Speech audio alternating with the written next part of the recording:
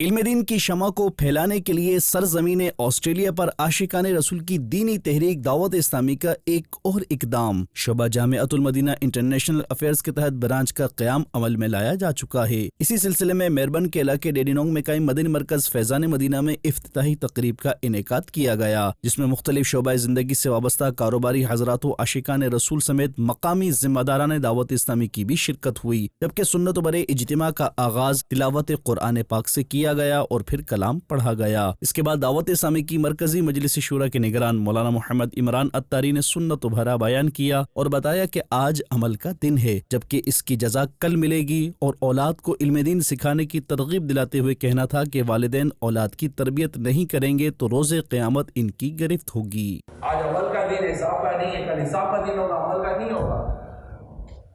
اگر پوچھا جائے گا، اللہ پاک ہمیں اس باتوں کو سمجھنے کی توفیق عطا فرمائے، اور کیونکہ قیامت کے دن اولاد کے بارے میں یہی گرفت میں آئیں گے، قیامت کے دن اولاد کے بارے میں یہی گرفت میں آئیں گے۔ اگر صرف والدین ہی اپنی اولاد کی دینی تربیت اور تعلیم کی طرف بھرپور توجہ دے لے تو علم دین سے دوری کا مسئلہ حل ہو سکتا ہے۔ دوران بیان نگران شورا نے درس نظامی یعنی عالم کورس کی اہمیت پر بھی گفتگو کی اور شرکائے اجتماع کو اپنے بچوں کو درس نظامی کے لیے جامعۃ المدینہ میں داخلہ دلوانے کا ذہن بھی دیا۔ دین ہے سب کو سکھاتی دعوت اسلامی، امت کی ہے خیر خواہی دعوت اسلامی۔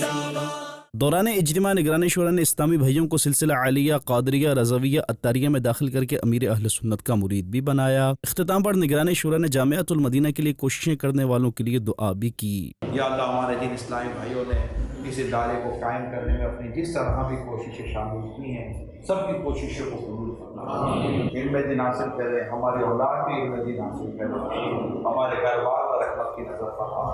اور پھر نگران شورا کے ہمراہ اسلامی بھائیوں نے صلاۃ و سلام پڑھا۔